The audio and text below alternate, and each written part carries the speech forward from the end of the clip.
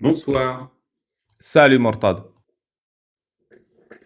Justement, je me permets d'intervenir sur ton live. Ça fait longtemps. Comment vas-tu sinon? Hamdoul Babal, tu m'as manqué. Bah écoute, on est deux à m'être manqué aussi. Je me manque aussi de temps en temps. C'est ton humour que je reproduis. Sinon, moi, je voudrais quand même parler de Christelle, justement, une des victimes. Parce que c'est une dame avec qui j'ai été en contact. Alors, je te raconte la petite histoire. C'était une dame que je suivais sur X et qui, à un moment, un matin, je me rappelle comme si c'était hier, avait quand même posté un tweet qui, comment dire, qui faisait peur justement pour elle. J'étais dans les transports en commun, arrivé à la gare de destination, j'ai prévenu la police et j'en ai profité pour essayer de connaître le nom de son avocat. J'ai contacté son avocat pour l'informer justement de ce tweet et c'est un peu comme ça qu'est née la relation que j'ai pu avoir avec le lien que j'ai pu avoir avec Christelle. Christelle, c'est une dame qui était handicapée physique. Elle avait besoin d'une béquille et qui avait besoin d'une assistance au niveau de sa jambe pour pouvoir marcher. Elle habite dans une ville du Sud que je ne vais pas nommer et qui justement m'a raconté un peu son lien, enfin, comment elle a rencontré Tariq Ramadan et le pourquoi du comment. Il faut savoir que cette dame s'intéressait c'est une jeune dame, hein, s'intéressait justement aux religions et Tariq Ramadan, le charisme qu'il avait, la manière de parler, vous savez, justement tout ce que l'on peut, tout ce qui fait des frères musulmans, quelque, des Euh, entités comme très séduisantes. Tu sais, désolé de te couper, je vais recentrer un peu sur moi pendant une seconde, mais je pense qu'une des raisons pour lesquelles j'ai quitté l'islam, c'est un handicap en quelque sorte. C'est que je suis absolument apathique au charisme des autres. C'est-à-dire que j'ai jamais trouvé Tariq Ramadan charismatique quand j'étais musulman. Et j'ai beaucoup de mal à trouver quelqu'un charismatique, tu vois, que ce soit n'importe qui, hein, que ce soit Sarko, que ce soit Chirac. Et je pense que le charisme, ça joue dans l'établissement d'une autorité religieuse. Du coup. Et le fait Ah, bien sûr. d'apostasier, c'est d'être apathique à ce charisme. C'est de voir un mec et de le voir totalement normal et banal. Et de se dire, mais c'est ça le représentant d'Allah sur Terre, tu vois. C'est parce que justement la croyance et la sortie de cette croyance nous rend un peu cyniques et donc assez étanches à, ce, à, ce, à cette séduction, Ouais. à ce type de séduction. Donc, tu es en contact avec On se fait, Christelle, handicapée d'une je, jambe. Elle est soumise, elle à est l'époque, séduite par le charisme. de Tariq Ramadan et le rencontre à Lyon. Mais c'était quoi le tweet en Donc, question? C'était un. alors le tout en question, c'était plutôt une sorte de poème qui ressemblait plutôt à une oraison funèbre et c'est ça qui m'a fait peur. Et donc c'est pour ça que j'avais décidé de réagir, de prévenir la police et de Ah, ok. contacter son Donc, ça avait avocat. rien à voir avec le cas Ramadan, en fait. C'était une coïncidence. Non, c'était postérieur. Elle était déjà en procédure. Ah, ok. Ok. Et donc, elle va le Donc voir à Lyon. Voilà.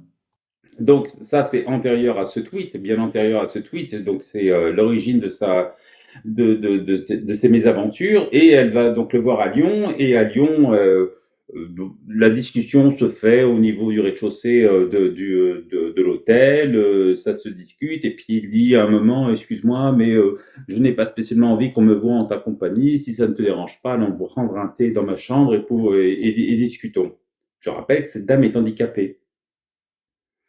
Donc, elle y va, tout en confiance puisque le charisme justement de ce monsieur jouant et dans la chambre, arrivé, dans la chambre, eh bien le thé se transforme plutôt en une agression physique.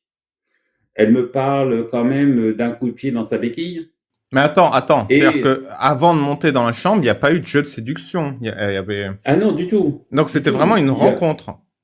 une rencontre autour de la théologie, de Et, Allah Azzawajal, et elle monte et c'est coup de pied dans la béquille direct ou c'est genre au bout d'une heure de débat ou c'est. non, non, non, non, c'est quasiment coup de pied direct. Ah, donc elle monte et direct, le mec, il l'agresse, il la vie, quoi. Voilà. Ah, ok. Et il y a des preuves Et de ça, donc, genre par exemple, j'ai envie de savoir, je sais pas si tu sais, mais par j'allais y exemple, venir, quand il j'allais y monte dans venir. la chambre, c'est filmé, et quand elle sort de la chambre, genre on a l'horaire d'entrée, l'horaire de sortie, par exemple, pour avoir une notion. Alors, on n'a pas ça. On n'a pas ça. Par contre, on a que son témoignage et justement le rapport que tu voulais avoir sur du SAMU viendra après, si tu permets. Donc, moi, je te rapporte l'histoire telle qu'elle m'a été dite par elle.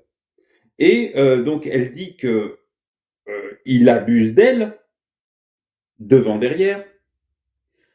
Et à un moment, comme il a une conférence qu'il doit donner dans cet hôtel, l'attache, la menotte, au lit, lui met hors de sa portée justement sa prothèse, enfin du moins son assistance à sa jambe, ainsi que ses béquilles, l'attache, va donner sa conférence et revient et réabuse d'elle.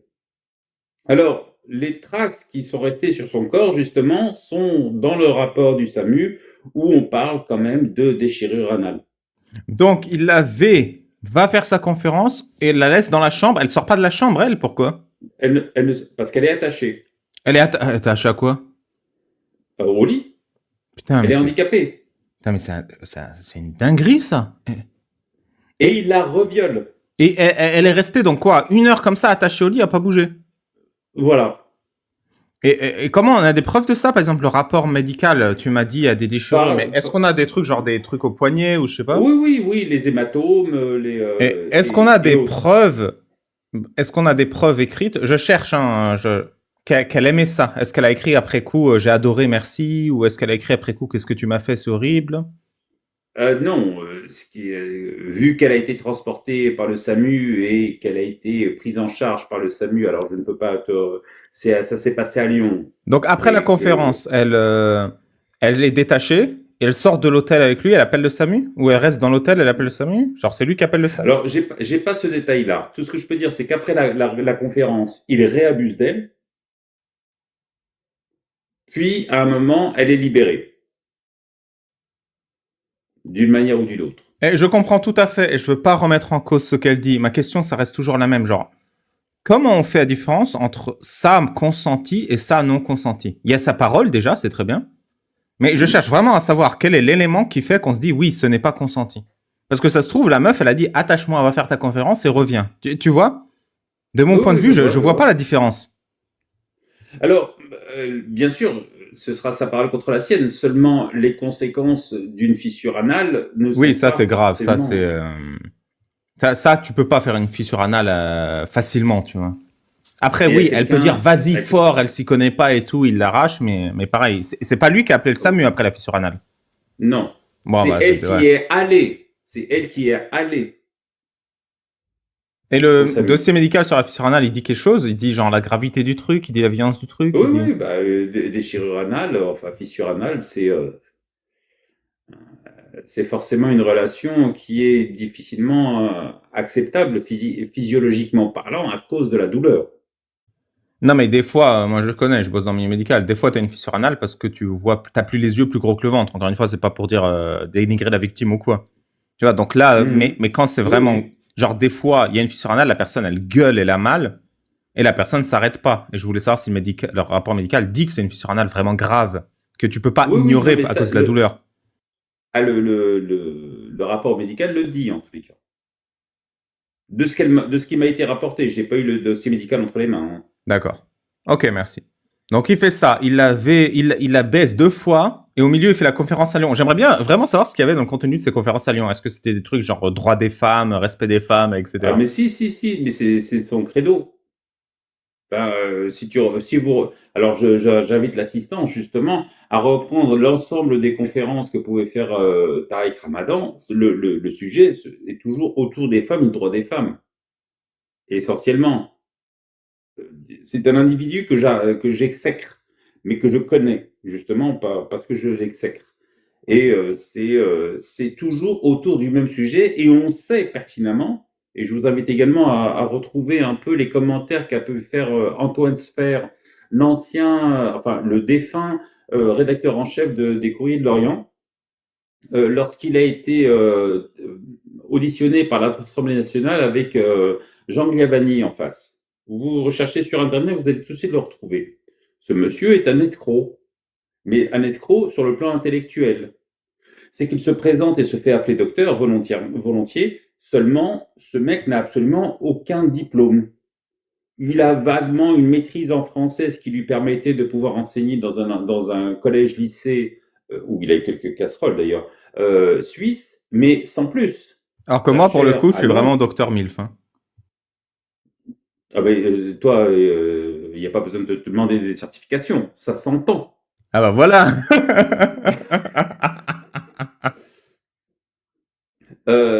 La chaire qu'il avait à Oxford lui était entièrement payée par justement le Qatar et bizarrement il l'a perdue dès que l'affaire Christelle a éclaté. Alors autre sujet, toujours en rapport avec notre ami Tariq Ramadan et l'affaire Christelle, tu te posais des questions. Sache que la presse a quand même relaté certaines auditions qui ont été faites au tribunal de Paris où, à un moment, justement, Tariq Ramadan niait toute relation avec Christelle en disant non, non, je ne connais pas cette fille, je ne connais pas cette fille, je ne connais pas cette fille. Et à un moment, Madame la juge, ce qui posait problème d'ailleurs à Monsieur Tariq Ramadan, que ce soit une dame qu'il est en face de lui, lui a dit mais comment expliquez-vous que cette dame nous ait donné des informations relatives à une petite cicatrice que vous avez à un endroit qui normalement la décence interdit de montrer. C'est-à-dire Où qu'il a ça? au niveau du bassin, pas très loin du sexe, Ah, une une circoncision qui a mal tourné, cicatrice. ça. Ah ouais, mais alors dis donc, elle a Ça été a faite dérapé, ça a dérapé. à la tronçonneuse, elle avait été faite parce que si tu veux, c'est un endroit qui est pas très loin du sexe, mais qui n'est pas très poilu non plus. Et là, pour le coup, quand on lui dit comment expliquez-vous que cette dame soit au courant de cette cicatrice, eh bien, tout penaud, monsieur a répondu je ne me l'explique pas. Ça, je rapporte ce que j'ai lu dans la presse. Voilà. J'étais un peu monté pour te relater ce que je savais de cette histoire-là. Et du coup, de ta relation avec elle, elle t'a raconté d'autres choses ou pas? Elle t'a dit des faits, elle t'a dit comment elle a vécu le truc? Ah bah, comment elle a vécu le truc, j'ai... Comment te dire? Non, je ne lui ai pas posé de questions plus avant. Ok. Je veux dire, c'était... j'ai un peu de mal à demander ce genre de détails, Ouais, je sachant que je sais comprends. qu'il y avait une douleur atroce derrière et je n'ose imaginer quelle douleur ça peut être pour une femme de se faire lever de cette manière-là. Ce que Mais je comprends pas, par contre, c'est pourquoi il a fait ça. Genre, non, mais je comprends, c'est un prédateur, pulsion, pulsion. mais c'est ça, c'est une pulsion. C'est un mec qui contrôle pas ses pulsions sexuelles violentes. Oh, bah, tu sais, c'est comment te dire? La plupart des gens qui sont un peu bouffés par le pouvoir s'imaginent être au-dessus du commun des mortels et donc considère que toute femme qui se présente à lui est bonne à consommer. Tu sais, un peu comme comment il s'appelle ce mec qui est mort en 632? Rappelle-moi. Hum, Mamo, momie, un truc comme ça. Un truc comme ça. Momdé, je sais plus. Ouais. Ouais, voilà, un peu pareil. Sauf que lui, il avait peut-être un petit peu moins de moyens que Tariq Ramadan et qu'il était obligé de dire toutes celles qui veulent, vous venez, hein, je prends. Hein. Sauf que lui, toutes celles qui ne veulent pas, je prendrai quand même. Mais tu sais, au-delà, euh, ce qui pourrait, dans mon cas, jouer de la culpabilité, c'est... et j'aimerais savoir, est-ce que tu as eu des vents de... Le dossier et le fait qu'elle ait une fissure anale et qu'elle est au SAMU, est-ce que Tariq Ramadan en était informé et est-ce qu'il n'a pas réagi? Parce que tu sais, moi, une nana, elle me dit ouais, c'était super le sexe, mais j'ai eu une fissure anale ou je sais pas, je suis allé au SAMU, je m'inquiète, tu vois. Je lui écris, je Mhm, l'appelle, je lui rends visite, je lui ramène des fleurs, du chocolat, j'en sais rien. Tu vois ce que je veux dire? Genre, mhm. t'as abîmé le corps Ouais, de quelqu'un, même si c'était oui. involontaire. Est-ce qu'il y a des preuves de ça? Qu'il a essayé de contacter, qu'elle lui a dit, Excuse-moi. Bon, bah, il y a autre chose. Salut Zou, ça va? Ah, pardon. Désolé, j'ai une obligation familiale. Ouais, désolé. Merci Mortad. Tu reviens quand tu veux. Bonne soirée à toi et à ta famille. Je prends le relais du coup. Parfait. Il y a peut-être du bruit pendant 1 minute à côté de moi parce que bien sûr mon tensiomètre se déclenche à ce moment-là. J'adore ma vie. Coucou. Salut Zou, ça va? Ça va. On m'entend correctement pour une fois? Yes. On entend ton Ok. vibro aussi. Non, je viens de te dire, c'est mon putain de tensiomètre. Oui, Qui oui, oui, braille oui, toutes bien les sûr. demi-heures. Je me tape en holter pendant D'ailleurs, 24 pour la heures là. Saint-Valentin, j'offre toujours un tensiomètre à mes ex, elles adorent. Teste un holter tensiomètre ECG à l'occasion, c'est vraiment cool. Tu sais, à l'époque où ils assumaient pas les dildos, ils les utilisaient comme des masseurs de visage et des raffermisseurs de peau. Dans la Redoute, Ouais, dans la j'ai Redoute, ouais. compris il y a genre 2 ans, tu sais. Alors que tu pouvais juste aller à la section bricolage, te prendre un bon vieux tensiomètre. Alors, ça fait juste le bruit là, c'est en train de m'écraser le bras. Mais c'est parce qu'il est 20h pile là. Oh oui, Voilà. écrase-moi le bras. Il y a une story en preuve sur Instagram, voilà, merde. C'est bon, je peux causer des choses atroces là maintenant? Oui. Ah oui, bah C'est du bon, là, coup, je suis tranquille c'est bon, pendant une heure. tu peux parler parce que tu m'as envoyé des messages, donc tu as des... Parce que moi, je Ouais, posais la ouais. question sur... Je voyais que tu avais pas mal de questions. ouais. Je suis absolument pas juriste, avocate ou quoi que ce soit. Par contre, j'ai tristement déjà fait face à la justice en tant que victime à la brigade des mineurs en plus. Donc, j'ai vécu une enquête en tant que victime. J'ai notamment aussi vu un médecin légiste, tout ce genre de choses. Et actuellement, je suis dans une autre procédure où je suis partie civile. Donc justement, c'était par rapport à tes questionnements quand tu lisais ce à quoi il était condamné, et notamment le fait il devait réparation aux victimes et tu te demandais à quoi ça correspondait, enfin, comment on pouvait réparer ça, enfin voilà. Donc Bah, pour moi, tu sais, de mon point de vue, si j'étais victime, j'imaginerais une rente, tu vois, pendant 10 ans ou oui, 15 ans. en fait, on peut commencer par ça, c'est presque le plus simple parce qu'en plus je suis en plein dans la procédure là. En fait, c'est à l'avocate de la victime, donc la victime se porte partie civile. Et en fait, c'est ce qui permet de un d'ailleurs d'accéder à tout le dossier de l'enquête. Et le fait d'être partie civile permet à l'avocate, enfin à mon avocate par exemple, d'évaluer quels sont les préjudices en tant que victime. Donc ça va comprendre s'il y a eu des jours d'ITT, quel impact ça a eu sur la santé, par exemple les comptes rendus d'hospitalisation. Donc là, pour la victime dont parlait Mourtad, le compte rendu des urgences, après s'il y a eu des opérations, des traitements, etc. Moi, par exemple, j'avais eu une perte de chiffre d'affaires parce que j'avais pas pu travailler pendant un certain temps, euh, Mais tu vois, etc., la etc. En question, fait, c'est par exemple, compte rendu d'hospitalisation. Comment on fait la différence entre une hospitalisation volontaire et involontaire? Et pareil, la perte d'ITT, comment on fait ouais. la différence entre c'est dû à ce V ou c'est dû à Et ta c'est paresse? tout le problème. Ouais, ouais. C'est tout le problème, et c'est là qu'interviennent je perds mes mots, typiquement les experts judiciaires. Alors attention, tu vas sauter au plafond. Il y a 10 ans, l'expert judiciaire au niveau psy que j'ai vu m'a fait un test de Rorschach. Et c'était un psychanalyste.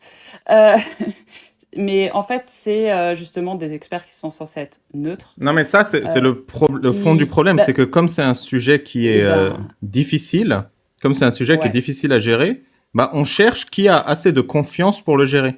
Et qui est confiant exactement, dans son incompétence, bah, c'est le psychanalyste. exactement. Alors j'ai pas eu pour la faire en cours, j'ai pas eu besoin d'expertise parce que j'ai tenté de faire quelque chose qu'on va pas dire sur TikTok suite à Donc, ce tentative de truc. S, ouais. Voilà, c'est ça. Et donc, aux urgences, ils ont pu déterminer que à ce moment-là, j'étais plus du tout en dépression, que j'étais stabilisée. Il y a tous les comptes rendus de mon psy qui attestent que j'allais très bien jusque-là. Et en fait, c'est quand il y a des événements comme ça qu'on arrive à distinguer. Par contre, est-ce que derrière moi, ça a pu me déclencher une poussée de ma maladie? Bah ça, c'est impossible de trancher et c'est un peu au bon vouloir ou à la bonne appréciation, que ce soit de l'expert médical et à la fin du juge. Donc c'est le bazar. C'est clairement le bazar pour évaluer. Et là, mon avocate va essayer de répertorier tout ça et de proposer un chiffre qu'elle estime cohérent. Et Et, surtout, il faut absolument bloquer le truc pour pas que, vu que j'avais déposé une plainte pour une toute autre affaire il y a une dizaine d'années, pour pas qu'on puisse dire ah mais ça peut être dû au trauma précédent et pas à celui-là. Donc ça reste du tâtonnement, c'est hyper compliqué, hein. Ouais, c'est ça. Et c'est pour ça que ça m'énerve, parce que pour en arriver à 18 ans de prison, il faut ils aient des preuves irréfutables de ce tâtonnement. Tu vois, je parle pas du principe qu'ils en ont pas, je parle du principe qu'ils en ont et que j'arrive pas à les avoir. Et c'est ça qui m'énerve, c'est que Je comprends en totalement. tant que Parce que victime, il te faut ces preuves justement pour savoir que ah mais si j'ai des éléments comme ça, je recevrai justice, tu vois. ah, je vois ce que tu Et veux le dire. fait que ce Ouais. soit pas dit, bah ça te donne l'impression que même en tant que victime, c'est un pifomètre en fait. Ben, moi, c'est l'impression que j'ai toujours eue, parce que donc l'affaire qui est en cours pour moi, c'est un truc qui a été expédié très vite parce que la gendarmerie est venue à l'hosto prendre ma plainte, hein, directement, donc ça a été vite fait. Il était connu des services de police, enfin bref. Oui, parce que se faire agresser à l'hôpital, c'est quand même encore plus drôle, hein. Disons qu'en plus le côté j'étais une personne vulnérable, c'était pas approuvé, hein, c'était acté. Mais par contre, pour ma plainte précédente, j'ai été convoquée plusieurs fois à la gendarmerie. En fait, je ne sais même pas, au final, si mon agresseur avait été entendu par la police. Je ne sais pas s'il a été évalué par un psy. Tout ce que j'ai su un jour, c'était une lettre dans ma boîte aux lettres qui m'a dit: Votre affaire est classée sans suite, faute de preuves, bisous, au revoir. Enfin, il n'y a pas de bisous, mais voilà. Et là, en vrai, je pourrais accéder à ce dossier en faisant une demande de partie civile, et demander de réouvrir le dossier. Mais en vrai, sinon, je sais pas. Je sais pas. Parce que désolé, il n'y a pas de témoin. Il n'y a personne qui a filmé. Et voilà. Il y a pas des caméras dans Mais les couloirs d'un hôpital ou quoi? ah, c'était dans ma chambre. Sinon, c'est pas drôle. Bah du coup, il y a pas des caméras qui montrent qu'il est rentré dans la Ah non, chambre. non. Non, et puis même un hôpital au fin fond de l'Alsace, il n'y a pas de caméra. Non, non. Mais non, en vrai, c'est tout le problème aussi enfin, ça explique pourquoi il y a tellement de dossiers pour V qui sont classés sans suite. C'est le fameux manque de preuves. Et justement, comment savoir si la victime est consentante ou pas consentante. Et c'est ça qui Les lois m'énerve, c'est que évoluent, comme etc. il y a tellement de dossiers classés sans suite par manque de preuves, le fait que Tarek prenne 18 ans, ça veut dire qu'il y a des preuves. Et tout le monde a envie de savoir, c'est quoi ces preuves? À quoi ressemble une preuve qui fait qu'on met 18 ans? À 18 ans, ouais. Alors, je pense déjà que c'est le fait qu'il y ait plusieurs victimes, et du coup, en plus, plusieurs victimes qui ont l'air d'avoir quand même chacune individuellement des dossiers solides, ce qui doit quand même jouer. C'est d'ailleurs pour ça que moi, j'ai porté plainte, même pour ce qui a été classé sans suite, parce que je me suis dit qu'il y avait peut-être d'autres victimes et que si un jour il y en avait d'autres, ben, au moins, ça pourrait déclencher un procès éventuellement. Et il y a cet aspect-là, le fait que voilà, elles soient trois victimes, si elles se sont pas concertées, qu'elles ont en plus décrit des faits similaires, que ça a été attesté par la médecine légale, etc., bah, ça peut jouer. Après, ben, l'enquête, elle a sûrement été relativement poussée pour réussir à obtenir quelque chose de solide pour poser 18 ans de tôle. Parce que, ouais, après, moi, je connais un cas où c'était 25 ans, mais aussi il y avait acte de torture et de barbarie. En fait, il y a ça dans le compte-rendu. Ah, c'est qu'il y a du solide et que c'est vraiment très, très, très violent et assez affreux. Mais ouais, malgré tout, je me rappelle que c'était un procès où il avait fallu. Donc, ça, c'est pas moi, c'est une connaissance. Mais où les- enfin, il avait fallu accumuler les preuves. euh, et malgré tout, les 25 ans, le mec, il les fera pas en entier, quoi.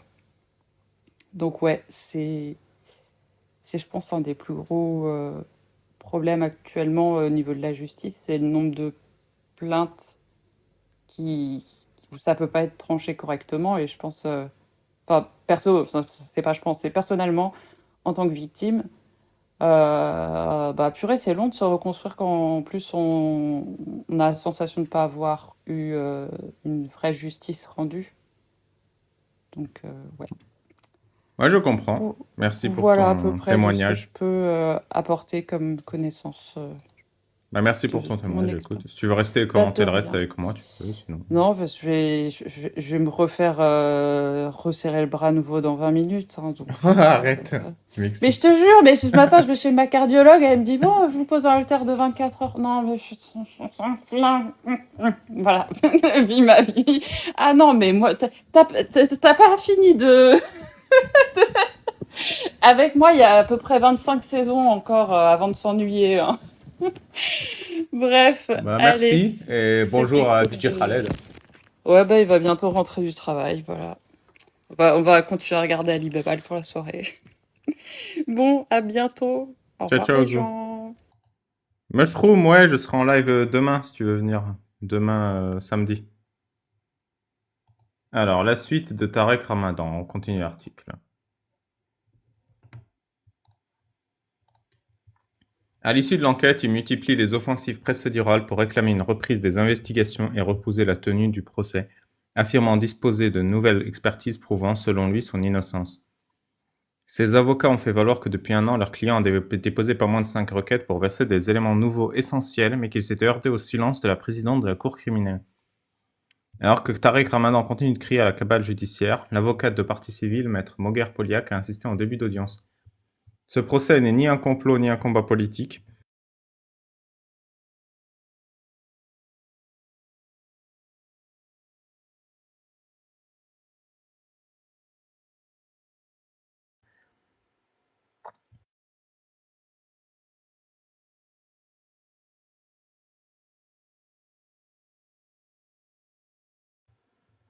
Ah putain. En septembre 2024, l'islamologue décrié a été condamné pour des faits similaires en Suisse à 3 ans de prison, dont un ferme pour le V d'une femme en 2008 dans un hôtel à Genève. Là encore, Tarek Ramadan enchaîne les recours. Il a annoncé saisir la Cour européenne des droits de l'homme et a par ailleurs déposé une demande en révision du procès en cours de traitement selon la justice genevoise. Non mais c'est 4 minimum, hein. C'est les 4 qui ont porté plainte. C'est-à-dire que ça fait beaucoup. Ça fait beaucoup.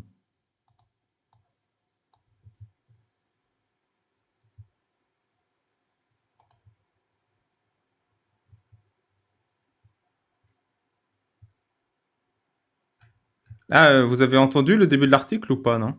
Le début, là. À l'issue de l'enquête, il a multiplié les offensives pour réclamer une reprise des investigations. Vous l'avez entendu ou pas, ça? Ou je relis?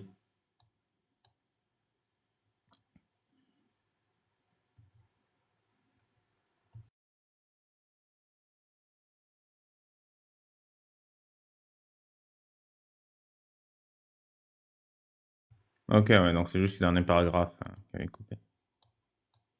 Bah voilà. Ensuite, on revient au tweet. Putain, il se passe quoi? Ma souris, elle déconne. Vivement que j'ai mon setup là de stream. Condamné à 18 ans de réclusion criminelle. Condamné à 18 ans de réclusion criminelle pour V. Au procès de Tarek Ramadan, qu'est-ce qu'ils disent, Le Monde? Une peine de 18 ans de réclusion criminelle a été requise mardi contre Tarek Ramadan. Bah, c'est la même chose.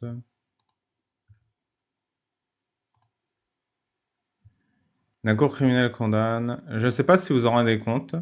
Tarek Ramadan a pris 18 ans pour V sur 3 femmes. La première a donné une date de V alors que son propre fils a fourni des photos montrant qu'elle était en réalité en mariage de son frère à plusieurs centaines de kilomètres de l'endroit où il disait se trouver ce jour-là. La deuxième affirme qu'il l'a violée dans une chambre d'hôtel à Lyon avant une conférence, puis à nouveau après celle-ci, alors qu'une expertise photographique conclut à 100% qu'elle se trouvait dans la salle de conférence au moment même où elle prétend être séquestrée. Une expertise photographique? Non mais non mais il n'y a pas besoin d'être un expert en photo pour voir une photo et dire oui elle est là. Et ça voilà, ça c'est la campagne de défense de Ramadan. C'est y a, genre la meuf là, j'imagine c'est Christelle. Soit elle est restée attachée dans la chambre d'hôtel, c'est ce que m'a dit Mortad, soit elle était dans la salle de conférence à Lyon. Donc il n'y a pas besoin d'expertise photographique, tu montes la photo ou tu montes pas la photo. La troisième est venue à une seule audience avec la juge et lui a explicitement demandé de noter qu'elle ne voulait pas porter plainte ni faire partie de cette affaire. Ah bon? Tu seras une victime de V malgré toi, la troisième. Quelle honte! Justice pour Ramadan.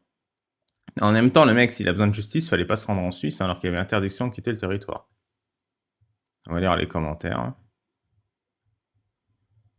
Je rajoute ces faits qui me semblent inconnus au grand public. Viens chez moi, je vais te faire oublier toutes les autres. Viens chez moi, qu'on se fasse chérie, qu'on se fasse du bien, on en a besoin. Ou encore, je suis ta petite chienne rien qu'à toi, m'écrivait Amir Aposta. Pardon, écrit Enda Ayari, qui a porté plainte contre l'islamologue pour V dans les SMS que France Info s'est procuré. Ces échanges ont été versés au dossier vendredi 19 octobre par l'avocat de Tariq Ramadan. Alors, même si tu aimes quelqu'un, et même si tu as envie d'avoir une relation avec lui, ça veut pas dire que tu ne peux pas y avoir de V. Parce que par exemple, il y a la brutalité dans l'histoire. Peut-être il dit viens, j'ai envie d'être avec toi, je suis ta petite chienne, mais en gros, le mec s'il explose la gueule, il la tabasse, il la fracasse, bah ça reste un V, tu vois, si c'est pas consenti. Même si t'as écrit ça 10 minutes avant. Mais la question elle est pas là. Mais bon, de toute façon, c'est ce que je dis, c'est que je comprends pas l'affaire et c'est dommage. C'est dommage qu'on n'ait pas accès à ces dossiers. Avant, j'étais antisémite. Aujourd'hui, je suis pro-juif et pro-Israël. La cerise sur le gâteau. On a évidemment Camélia, l'antisémite, qui dit « Voyez, c'est la faute des juifs !» Toujours, même dans le cas Tariq Ramadan, c'est la faute des juifs et d'Israël. Toujours, toujours, toujours. C'est une dinguerie. Caroline Fourest apparaît plusieurs fois dans le dossier car elle connaissait Enda Ayari et Christelle. Elle ne se réjouit pas pour des victimes, il n'y en a aucune. Elle se réjouit de l'aboutissement de son plan. Seuls les sionistes font éclater leur joie sur les réseaux. Alors, Mais ce n'est pas tout. Vous avez d'autres intervenants dans le dossier dont les mensonges sont fréquents. On peut se poser la question de savoir pourquoi finalement Caroline Fourest ment sur le fait qu'elle ne connaissait pas la plaignante suisse alors qu'elle la connaissait, ment sur le fait que elle ne connaissait pas avant même les affaires la plaignante les plaignantes françaises, dit une fois qu'en fait il n'avait pas parlé de viol et que finalement non mais j'ai pas compris, il a couché avec Caroline Fourest ou pas? dans son livre elle dit le contraire, que tout à coup maintenant effectivement ils avaient ou elles avaient parlé de viol, des mensonges qui sont répétés. Caroline Fourest, on la connaît, elle est coutumière du fait, elle dans ce dossier, elle apparaît à plusieurs reprises et les mensonges sont fréquents. Tarek Ramadan est bon copain avec Zemmour. Il a collaboré avec les sionistes comme son père. Surtout, il a énormément de musulmans. Il les a trompés. C'est un parasite sioniste. Je l'ai démasqué en révélant que Tariq Ramadan était scatophile. Je suis déçu que tu relayes ces frasques. Je savais pas. T'as les sources, s'il te plaît? Là, comme ça, non, mais mes informations sont connues et vérifiables. Bon, ça va alors. Si t'as des informations connues et vérifiables, c'est bon. Ah putain, la souris là. Je te ramène ça dès que je trouverai. J'étais un partisan de cette fraude de Jack le Fou jusqu'à ce que je vois qu'il avoue une partie des faits, donc avouer d'avoir trompé sa femme et ses fidèles. Je te ramène ça dès que je trouverai. C'est toujours les mêmes rhétoriques complot là. Et s'il a été contraint d'avouer? Il a avoué quand la victime a dit qu'elle ramènerait sa robe tachée. J'arrête là, c'est bon? J'ai cherché. Rien ne certifie que cette robe a été tachée du sperme de Tarek. Et puis j'ai découvert le pot rose, Henda et une sayanime. Tu ne les découvres que maintenant? Tu dois être jeune, alors sans mauvaise critique de ma part. Je pense que tu devrais encore faire chercher et faire tes propres recherches. Je pense que si j'en viens à torpiller ce type, c'est pas pour rien. J'ai donné son prénom en second prénom de mon fils tellement je l'admirais à l'époque. Mais... Ah, il l'a appelé Tarek comme c'est gentil. Les Sayanim, on sait ce que ça veut dire Sayanim, hein, c'est les 35%, ont réussi à le faire tomber et à montrer aux musulmans qui il était vraiment. Pourquoi ils ont fait ça? Car Tariq Ramadan avait pour objectif et ambition de se présenter en politique. Et les Sayanim savaient qu'il réussirait potentiellement son coup. Donc ils ont lâché les révélations, etc. Il est accusé de coups et blessures. Elles n'ont aucun certificat médical ni preuve, juste un rapport psychiatrique, c'est de la folie. Ah si, il y a le certificat médical de déchirure anale quand même. Et je crois, ouais. En fait, j'en sais rien, vraiment. Tu comptes nous faire une contre-expertise avec tes inepties qui tiennent à un tweet quand l'instruction et l'enquête faites par des professionnels ont duré des années. Va te cacher. Ton gourou a écopé de la peine prévue pour les yoleurs. C'est la fin du ramadan. Ouais, c'est ça, il y a les Saiyanim et les Super Saiyanim.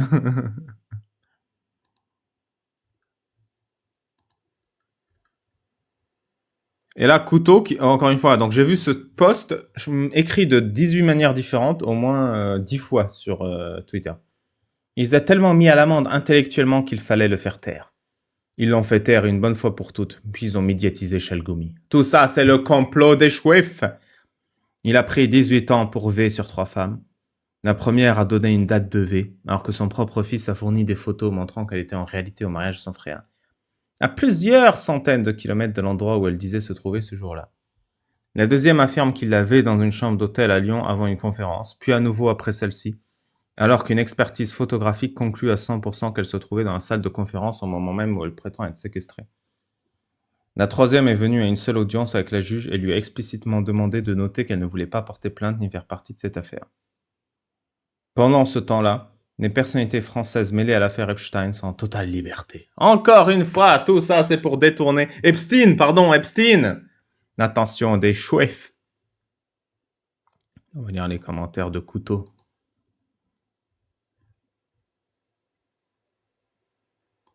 Rien ne va... Davoud Passa. C'est toujours des Turcs qui commentent, qui défendent Tarek Ramadan. Rien ne va dans son procès. Le juge islamophobe qui en fait une affaire personnelle. Les victimes qui se font V en redemandant le harcelant de SMS. Non mais déjà, le fond du problème, c'est que Tarek Ramadan est islamophobe, vu qu'il se tape des femmes comme ça, là, au pifomètre. La volonté d'en faire un procès à huis clos pour qu'aucun journaliste ne soit présent. Les liens entre la clique Fourest et les victimes. Le fait d'être jugé en son absence alors que des certificats médicaux auxquels j'ai eu accès et que j'ai consulté en ma qualité de journaliste montraient son incapacité à se présenter devant un juge.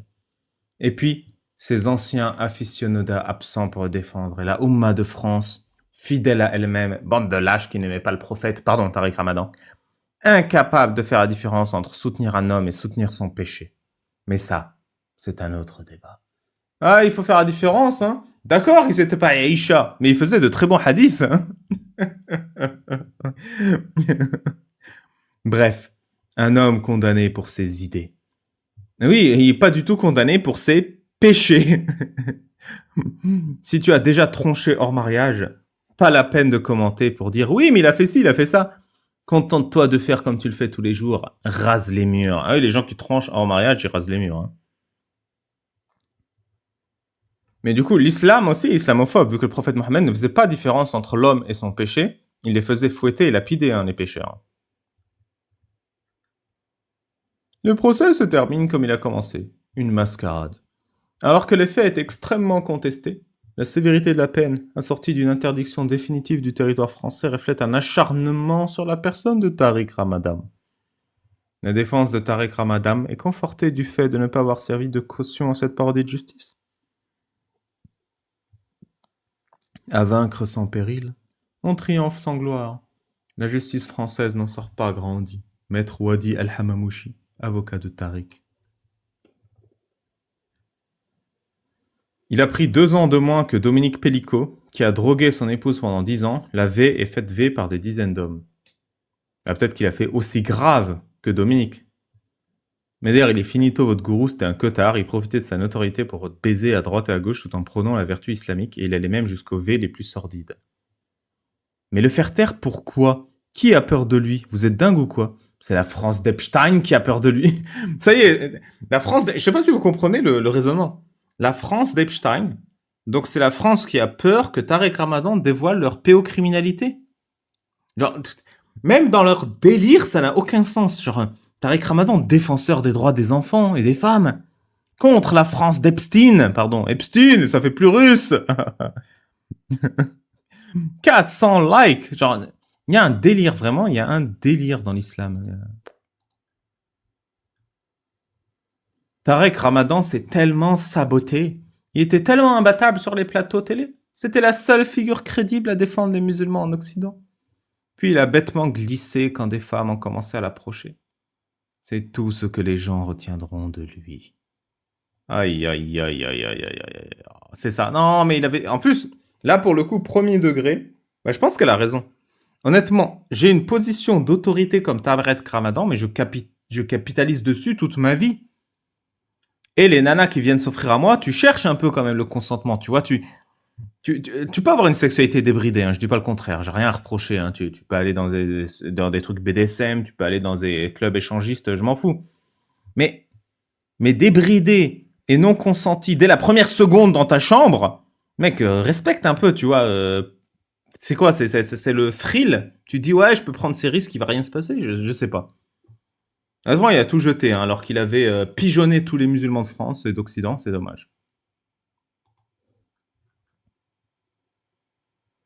Ah, on a Némésis du collectif Némésis. La pudeur et la modestie étaient pour lui des piliers. Le voile protégeait, disait-il, non seulement la femme, mais surtout l'homme, le plus faible face à la tentation. La femme devait donc se couvrir pour ne pas devenir source de débauche. Une tenue trop visible, un parfum, un geste, et elle s'écartait déjà du droit chemin. Ce même homme, condamné pour viol répété, semblait tenir ce discours parce qu'il était incapable de se retenir lui-même. Visiblement, une femme non voilée représentait pour lui une tentation insurmontable. Drôle de moraliste. Rappelons tout de même. Alors oui, dans l'islam, et je vous le rappelle, je vous ai déjà montré des vidéos de prédicateurs islamistes très connus comme Zakir Naik. Si une femme se fait V alors qu'elle n'est pas voilée ou parfumée ou belle dans la rue, c'est sa faute. Parce que l'homme ne peut pas résister à ses pulsions. Donc Tarek Ramadan, il est exactement dans ce schéma. T'es pas voilé, t'aimes séduire, t'as envie de séduire, t'as envie d'être belle. Donc c'est de ta faute si je t'agresse. Même que les Occidentaux, aussi décadents soient-ils, n'ont pas besoin de couvrir les femmes pour s'empêcher de les violer. La majorité des hommes y arrivent sans imposer la contrainte de dissimuler son corps de l'espace public à l'autre moitié de la population. Il y a quelque chose de tristement révélateur dans cette trajectoire. Tarek Ramadan incarnait une certaine vision de l'islam, celle des frères musulmans, qui place souvent la femme dans un rôle subalterne. Corps à protéger, à contrôler, à voiler, à maintenir dans une pudeur stricte, censée préserver l'ordre moral. Pourtant, derrière les discours sur la modestie et la vertu, on retrouve trop souvent cette même logique de domination masculine, cette idée que le désir de l'homme prime et que le consentement féminin reste négociable ou tout simplement ignoré. Le prédicateur qui dénonçait l'Occident décadent et ses mœurs libres se retrouve aujourd'hui rattrapé par sa réalité, celle dans laquelle les femmes ne sont que des objets de soumission, incapables d'autre chose que de servir les hommes. Donc c'est vrai, ce discours est tout à fait islamique. C'est-à-dire que les imams vont te dire l'Occident est décadent et pourtant considérer les femmes comme des objets de soumission auxquels on ne peut pas résister. Mais c'est ça la décadence. La décadence, c'est de ne pas pouvoir se tenir quand on voit une femme et du coup mettre des contraintes sur la manière dont elle s'habille. Il est très bon ce discours. Attends, je remets ce passage. Imposer la contrainte de dissimuler son corps de l'espace public des femmes pour s'empêcher de les violer. La majorité des hommes y arrivent sans imposer la contrainte de dissimuler son corps de l'espace public à l'autre moitié de la population. Voilà, c'est ça. Et donc ces mecs, la décadence, c'est l'islam. L'islam, c'est décadent. Les imams sont décadents. Les savants de l'islam sont décadents. Les autorités religieuses sont décadentes. Tarek Ramadan lui-même, il était dans la violence, il était dans la scatophilie, dans la pipiphilie, et il se faisait uriner dessus, il urinait sur les femmes, de ce que j'avais vu des articles. Il était dans ses délires. Et pourquoi il était dans ses délires? Parce que il sait que Allah l'a autorisé. Et s'il avait pu se taper une gamine, il serait arrivé si sa notoriété continuait à monter. Parce que c'est comme ça. La finalité de tout gourou, c'est ça. Quand t'es musulman et intelligent, c'est chaud pour toi dans ce pays. Malheureusement, ils t'ont eu parce que tu t'es vautré dans la zina à l'ancien. Encore une fois, ils t'ont eu parce que tu t'es vautré dans la zina. Ce musulman dit en gros, on vise tous les musulmans intelligents en France. Et Tarek Ramadan, le problème, c'est pas qu'il a fait l'amour hors mariage, c'est pas qu'il avait des femmes. Il regrette même pas Négan, il ne mentionne même pas le fait, ils t'ont eu parce que tu as agressé des femmes, parce que tu avais des femmes. Non, non. Ils t'ont eu parce que tu as fait l'amour hors mariage. Pour eux, dans leur tête, Tarek Ramadan ne peut pas avoir commis le moindre crime, si ce n'est le crime de fornication. Parce que le V et l'agression ne sont pas des crimes en islam. C'est pour ça qu'ils ne le voient pas, Négan. C'est pour ça qu'ils se voient comme vous êtes raciste, islamophobe, haineux, marxiste. Et c'est pour ça que vous l'avez attaqué, parce qu'il a fait l'amour hors mariage. Genre, dans leur logiciel, tout le monde valide la loi d'Allah. Fornication, haram. Et enfin, France Info. Tarek Ramadan demande un nouveau procès contradictoire cette fois. L'islamologue a également précisé ne pas avoir pris la fuite et assure avoir des preuves de son innocence. Je ne me suis jamais défilé. L'islamologue, jugé par défaut pour V sur personne vulnérable, condamné à 18 ans de réclusion criminelle par la Cour criminelle départementale de Paris, a réagi dans les colonnes du Parisien. Il voit à sa condamnation la volonté de le faire disparaître et celle du pouvoir politique d'éloigner un intellectuel musulman. Une volonté que Tariq Ramadan entend combattre en étant jugé une nouvelle fois en France en sa présence. Et je veux un nouveau procès contradictoire cette fois. Je veux prouver que ces femmes ont menti. Je vais me battre par tous les canaux du droit. Je ne laisserai pas cette décision en l'état. Absent dès le premier jour du procès début mars, l'islamologue qui fait l'objet d'un mandat d'arrêt international déclare ne pas avoir pris la fuite. J'ai vu 6 médecins différents et tous ont dit que je ne pouvais pas assister à mon procès. Je demande à ce qu'il soit équitable, ce qui impose que je sois intellectuellement en capacité de me défendre. Je fais confiance à la justice pour qu'il le soit et que la vérité soit recherchée. Lorsque le Parisien l'interroge pour savoir s'il se présentera à nouveau devant les juges, l'islamologue affirme ne s'être jamais défilé. Je suis allé 2 fois à mes procès en Suisse. Si je n'avais pas voulu venir à Paris, pourquoi aurais-je dans ce cas constitué une nouvelle équipe d'avocats? Tariq Ramadan prétend enfin avoir des preuves de son innocence. Ah bon, on a envie de savoir c'est quoi les preuves. Moi je vous le dis, hein, autant que je déteste Ramadan, je le hais, hein, je déteste ce qu'il fait. Il contribue au déclin de l'humanité, hein, le contraire de son progrès. Si c'est des mensonges, je lui souhaite justice. Et si c'est avéré, je souhaite qu'il soit puni. C'est très clair, hein. Malheureusement, j'ai pas accès au dossier, je connais rien. Et je dois malheureusement aveuglement faire confiance au juge, comme dans le cas Paty, comme dans le procès Paty en appel. J'ai pas le choix. J'ai pas le choix. Si c'est vraiment de la diffamation et que ces 3 femmes mentent, bah qu'ils reçoivent justice. Pour l'instant, le tribunal semble penser le contraire.